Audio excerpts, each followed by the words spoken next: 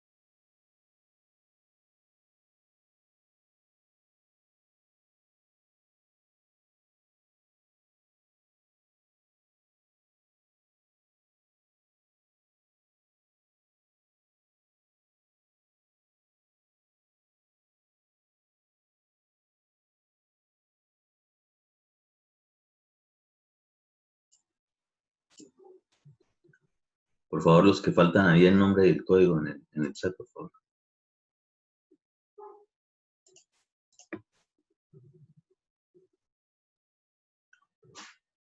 Muy bien, buenos días. ¿Cómo les fue con el ejercicio de compactación?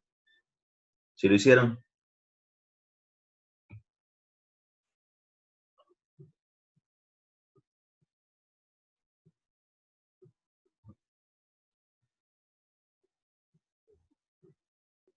¿Qué pasó? ¿Están dormidos todavía?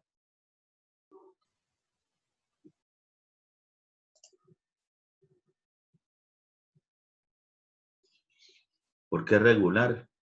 Mari.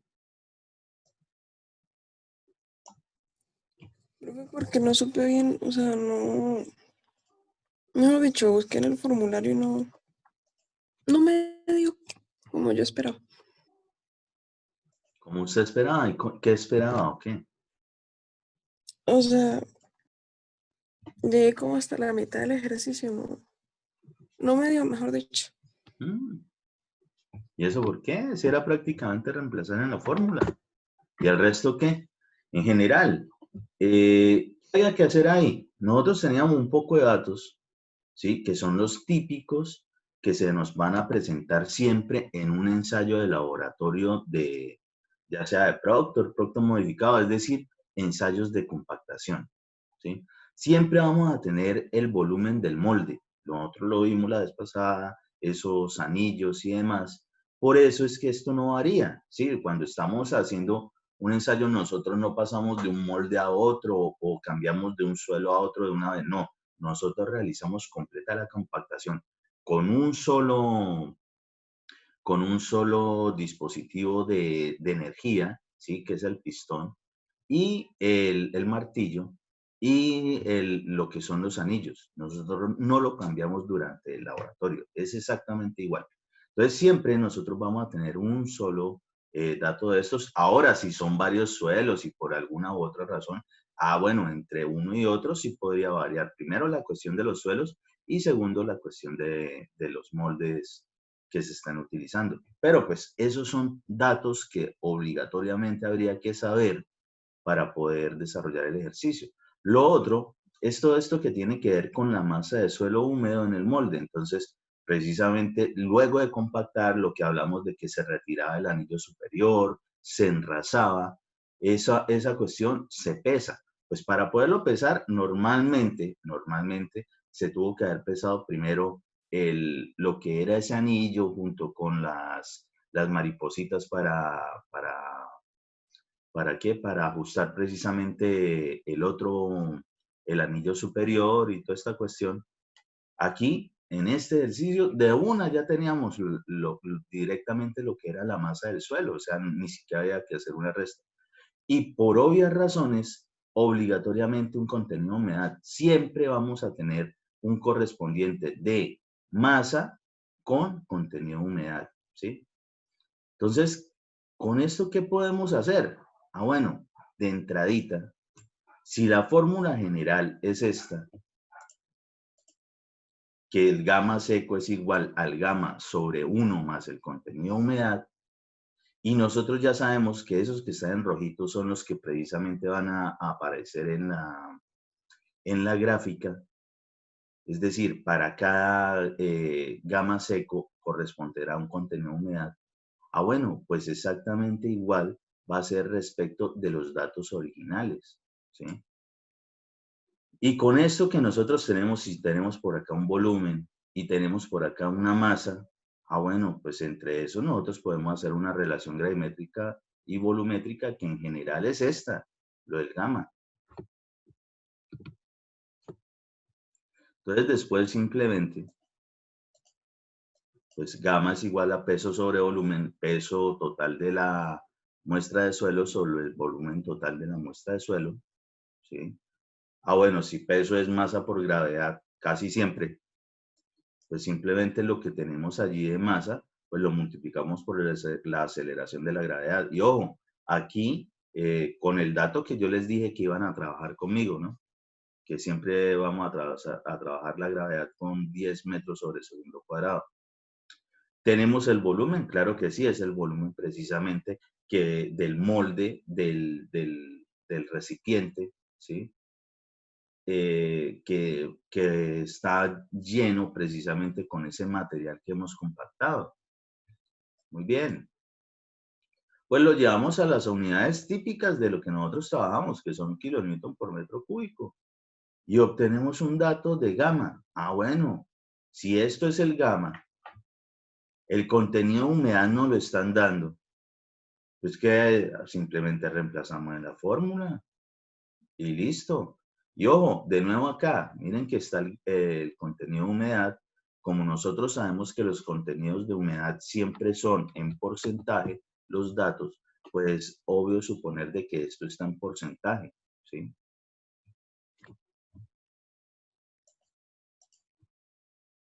Entonces, si eso está en porcentaje para que se eliminen esas unidades, pues simplemente lo dividimos entre 100% y aplicamos la fórmula y obtenemos un dato. Por ejemplo, ¿sí?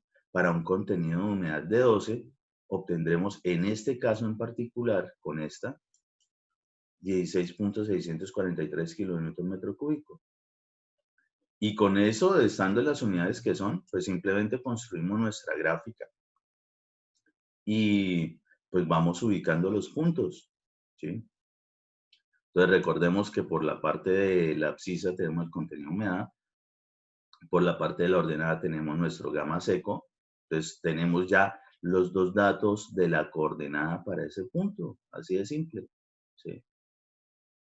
Entonces, pues simplemente es desarrollar eso mismo, que no se demoraba absolutamente nada en colocarlo como un encargue en una calculadora o generarlo en un Excel, te daban los datos y simplemente colocar los punticos, unirlos y determinar ese gamma seco máximo correspondiente a un contenido de humedad, es decir, a este estilo.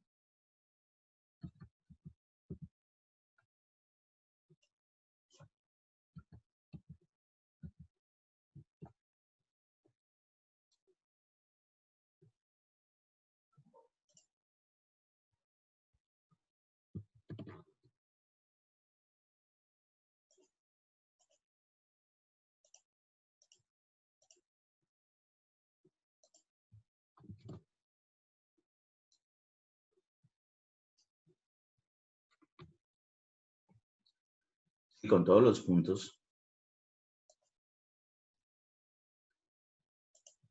Nosotros íbamos a poder construir esa gráfica, determinábamos el punto máximo, lo proyectábamos hacia la ordenada y ese gamma seco allí será el gamma seco máximo. Y lo proyectamos exactamente ese mismo punto hacia abajo, ¿sí? Verticalmente. Y ese contenido de humedad, pues se corresponderá al contenido de humedad óptimo. Y con eso, pues obtendremos precisamente los datos de esto. ¿Y aquí qué nos pedían? Determinar el contenido de agua requerido para lograr el 95% de la densidad seca máxima. Pues entonces si nosotros ya tenemos el dato del 100%, ¿sí?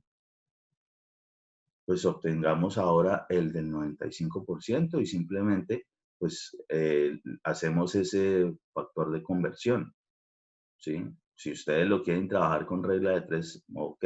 Yo personalmente siempre manejo factores de conversión, así como está esto por acá, porque esa es la forma en la cual uno siempre va a ubicar bien las unidades para que se vayan y por tanto da una respuesta en unidades correctas.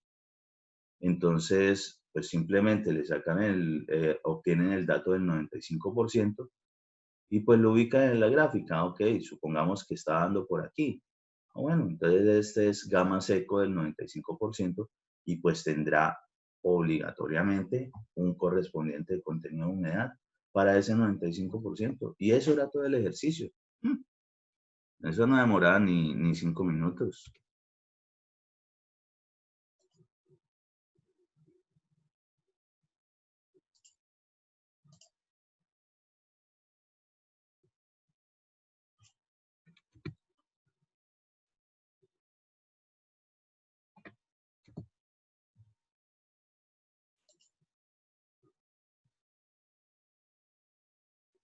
Aquí me dicen que si no se necesitaba para nada la gravedad específica de los sólidos.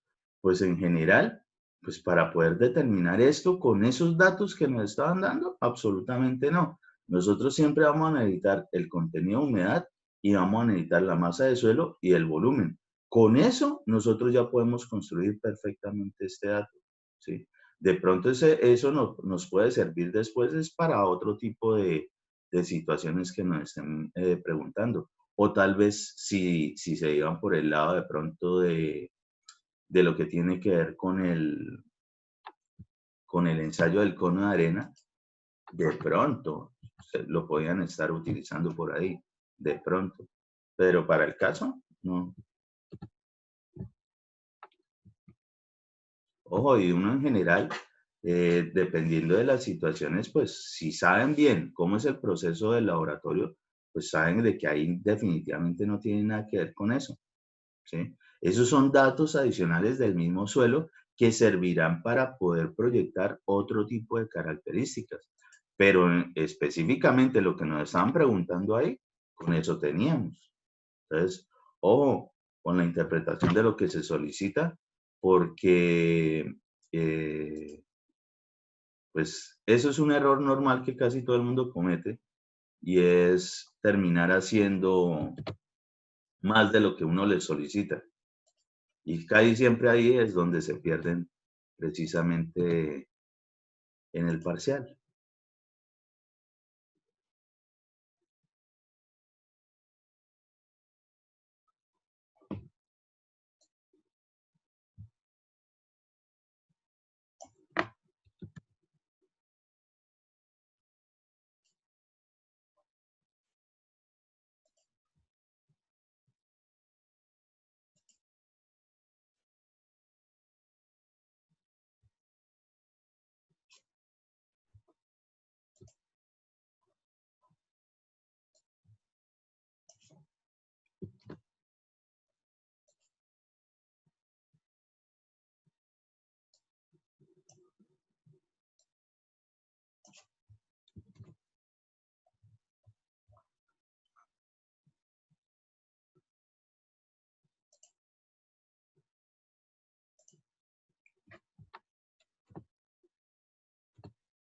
Averiguaron cómo se presentan los diferentes ángulos de los taludes.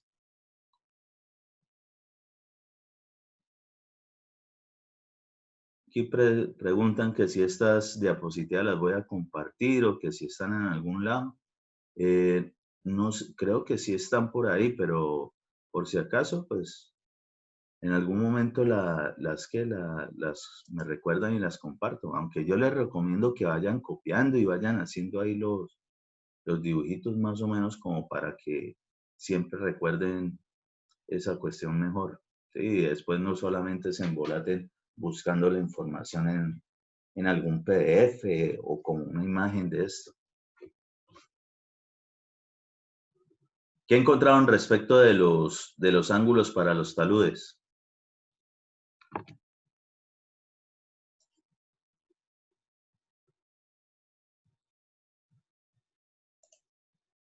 ¿Qué pasó? ¿No encontraron nada?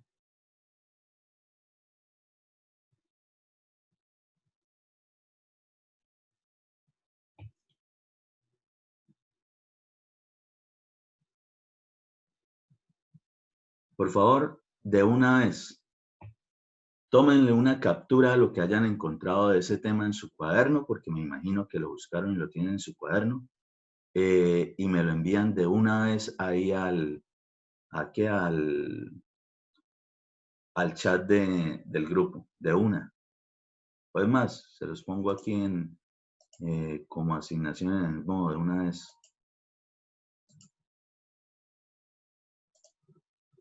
Pero ya. ¿Cómo, profe? Es que no le entiendo muy bien. Tengo el internet un poco mal y le escucho como en cámara lenta. ¿Qué es lo que debemos hacer, profe?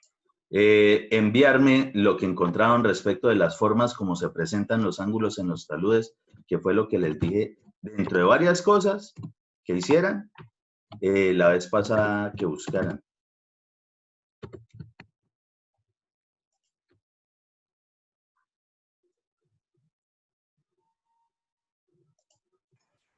Ingeniero, por mi parte, pues yo el miércoles no estuve solo un ratico en clase porque no me habían instalado el internet en la casa y por eso estaba preguntando lo de las diapositivas, que necesitaba adelantarme en lo de la clase pasada. Pero los videos están colgados desde ese mismo día, mano.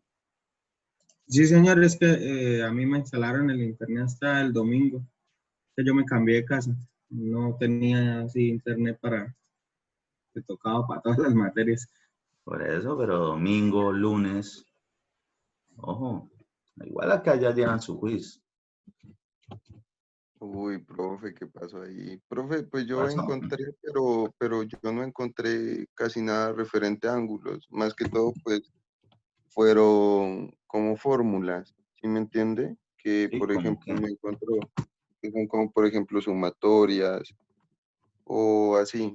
Pero, o sea, referente a ángulos, no encontré. Por ejemplo, son taludes, diciéndolo así, en arena seca, sin cohesión, y pues en realidad, pues no, pues solo nos aparecen como fórmulas. Pero de ahí para allá no encontré ángulos. Entonces, pues yo no copié, pues, por esa razón. Porque en realidad, pues, si quiere le mando foto del cuaderno, lo tengo completico ese. Mano, si hay algo que consigue desde ese tema específicamente.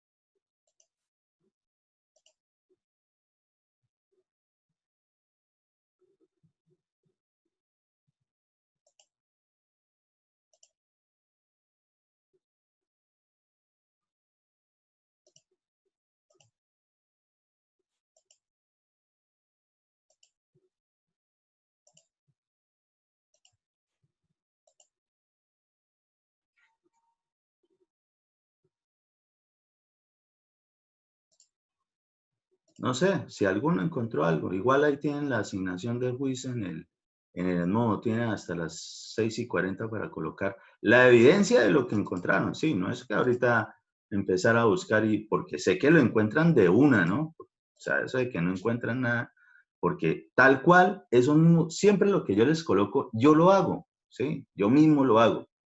Y sé que lo encuentran. Y sé que ustedes ya lo tuvieron que haber visto o lo están viendo, porque eso obligatoriamente es algo que tienen que ver desde topografía, ¿sí? Esa cuestión de los ángulos. Profe, esto, pues como usted dice, lo de los ángulos, así como decía el compañero, yo no encontré así como esto, yo más o menos le entendiera lo de Pues, la hermano, estabilidad. si no encontraron, déjenme decirles que ustedes están más en la mitad o más de la mitad de una carrera de ingeniería civil.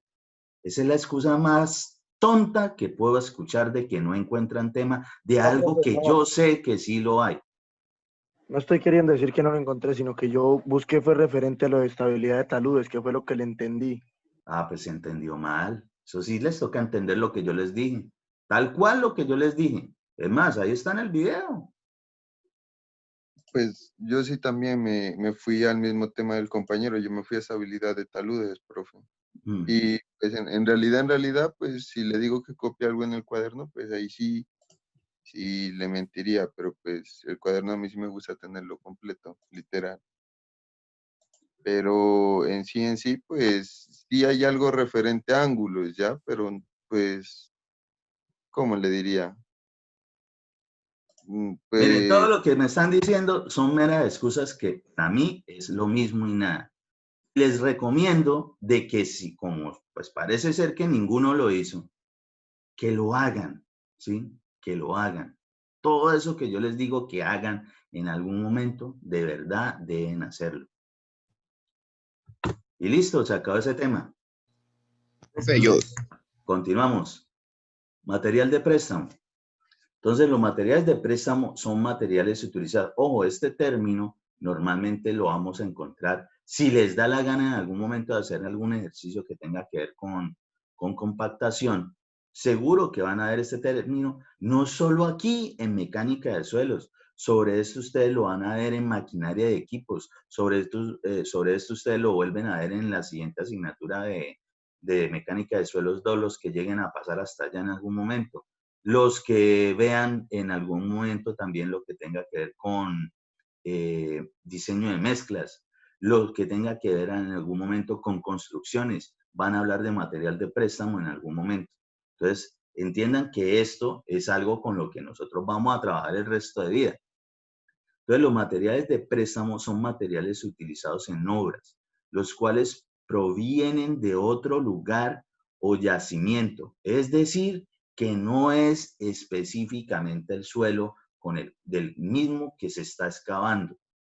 Nosotros cuando hacemos una perforación, por ejemplo, una pique o simplemente una excavación, de pronto para colocar cualquiera de los tipos de cimentación, el que sea, siempre, pues obviamente nos va a quedar un hueco y antes estaba lleno precisamente de suelo. Pues ese suelo, hay momentos, hay oportunidades donde él mismo nos sirve de nuevo para rellenar, es decir, cuando el suelo no es malo, ¿sí? O por lo menos no tiene tanta complicación al momento de estar ejecutando una obra. Para esos casos, pues obviamente el estudio de suelo es el que nos determina eso. Pero en muchos otros, ¿sí? En muchos otros, requerimos de un suelo del cual nosotros vamos a conocer también sus características y propiedades y sobre todo que de pronto nos va a aportar mejor el comportamiento cuando estemos realizando de pronto, sobre todo, lo que tiene que ver con algún material para compactar. Es decir, casi siempre los rellenos. Recuerden que yo ya les dije algo sobre eso de los rellenos. Entonces, utilizados en obras los cuales provienen de otro lugar o yacimiento, con la finalidad de que cumplan funciones de las cuales los materiales autóctonos de la zona no pueden cumplir, ¿sí? Que debido a sus características físico-mecánicas, los ingenieros a cargo deciden excluir para ciertos fines estructurales del suelo. Es decir, cuando estamos directamente en la excavación y demás, nosotros nos damos cuenta, aunque normalmente nos lo debe decir el estudio de suelos, si ese suelo podemos utilizarlo, ¿sí? O nos toca con rellenos con material de préstamo. Entonces ya saben, cuando sea material de préstamo quiere decir de que lo vamos a traer de otro lado, ¿sí? Y lo traemos de otro lado porque seguro que a ese sí le podemos confiar de que se nos va a compactar bien y sobre todo que va a terminar con la capacidad portante mínima que estamos requiriendo para ese proyecto. Si se considera que al tipo de suelo en el lugar no conviene que se le dé el uso que se requiere, se utiliza un material de préstamo que sí cumpla con las características requeridas de la obra. Algunos casos donde se suelen utilizar materiales de préstamo son para la construcción de taludes, hacer rellenos, sustitución de materiales y elaboración de drenajes, entre otros. Esta elaboración de drenajes es lo que tiene que ver específicamente con filtros. En algún momento, cuando estábamos viendo granulometría, yo les nombré, o por ahí veíamos que una de las condiciones que cuando los suelos son, pues obviamente gruesos, normalmente son los que se utilizan para los filtros. ¿Por qué? Porque pues por su condición, el agua, digamos, ya sea el agua escorrentía, es decir, de precipitación, aguas lluvias, logra penetrar muy bien. Pueden haber filtros dependiendo de otro tipo de situaciones de agua que se nos presentan, pero en general es para poderla encauzar y que se vaya a otro lado y no nos afecte específicamente nuestro proyecto, nuestra obra.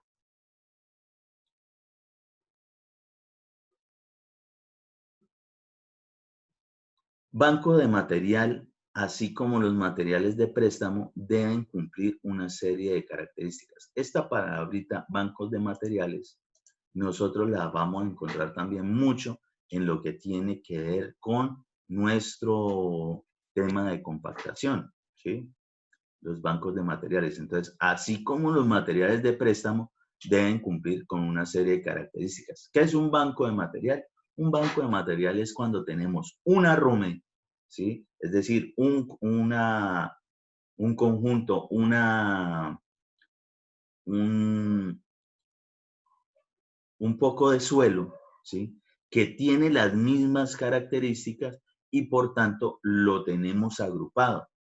Pues normalmente los suelos, y esto ustedes, pues, si no han tenido la oportunidad, cuando estén en alguna asignatura que tenga que ver con maquinaria, sobre todo cuando se hablen de las trituradoras de material normalmente extraen el material del río, grandes rocas, las van triturando, la arena también, y las van pasando por las cribas. Las cribas pues son los mismos tamices, solo que más, digamos, en escala más grande, pero deben cumplir las mismas situaciones, deben llegar a cierta granulometría. Bueno, esos bancos de materiales precisamente es, bueno, todo este arrume que tenemos aquí es de tal granulometría y tales características. El arrume que tenemos por acá es de tales características. Este montón que tenemos por acá, así.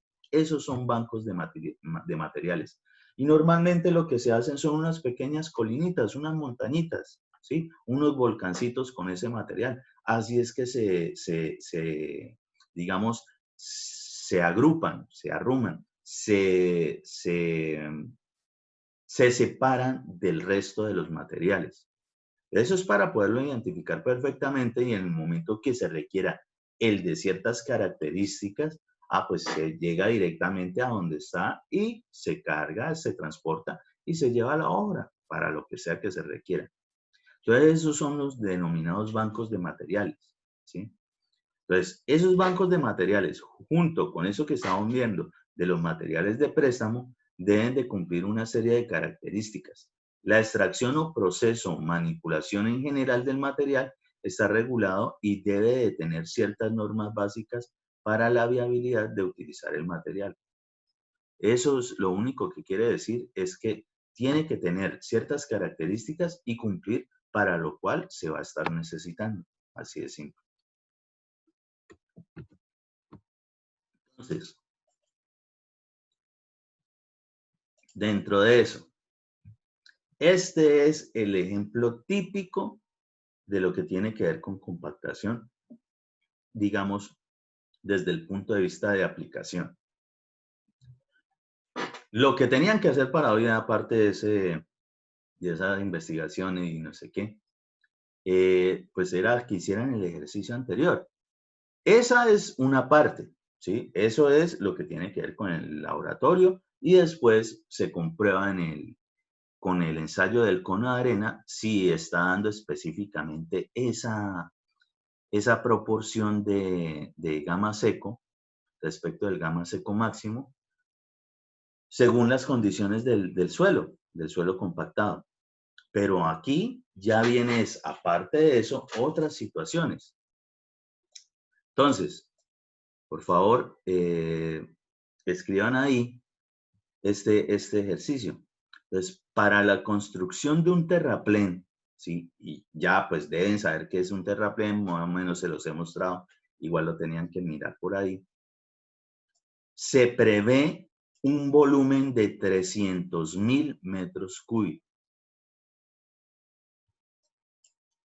de suelo con una relación de vacíos en el terraplén de 0.8.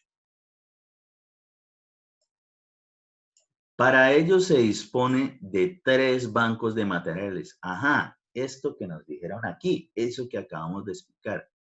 Un banco A, un banco B y un banco C. Los materiales de los bancos A, B y C presentan las siguientes relaciones de vacíos y costos de movimientos por metro cúbico de material.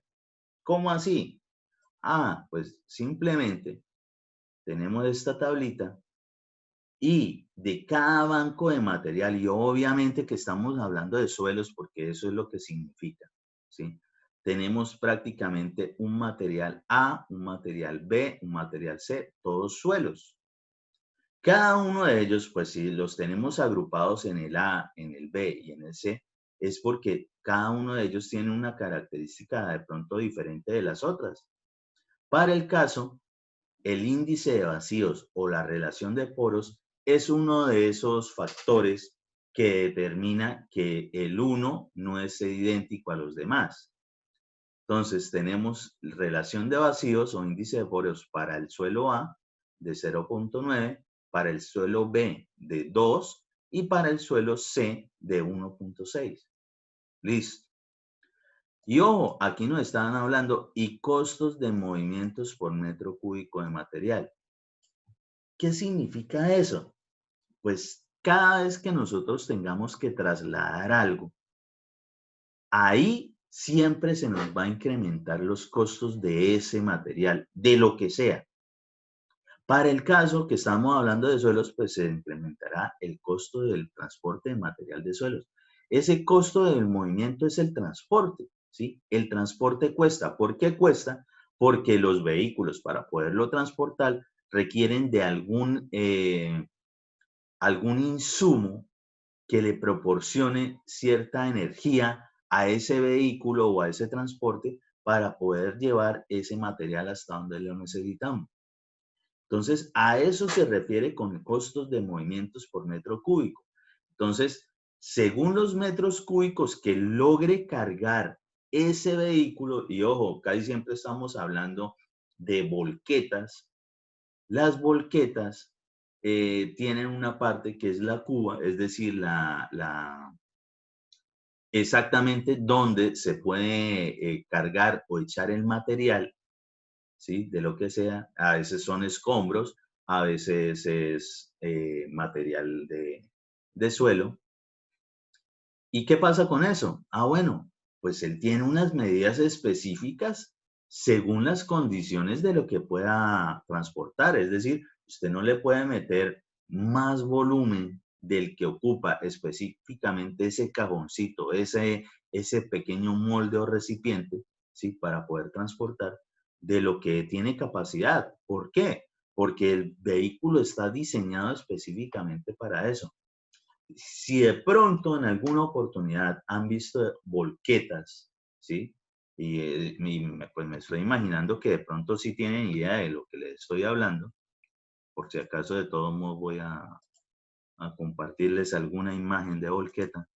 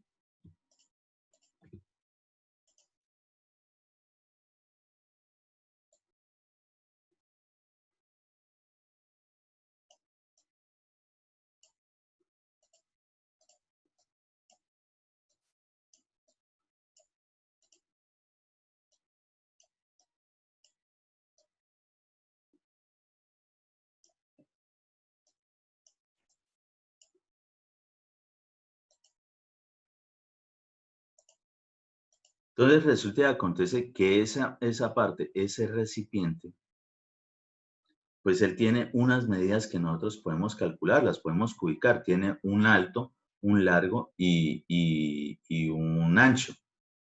Por lo tanto, siempre vamos a hablar de volumen. Pero si usted le empieza a ver volquetas que le colocan un poco de tablas arriba para ocupar más volumen, eso va a generar problemas en el vehículo porque su chasis y amortiguación no van a aguantar, ¿sí? Sería necesario modificarlo. Eso no se debe hacer. Legalmente, desde el punto de vista de tránsito, eso no se puede hacer, ese tipo de modificaciones.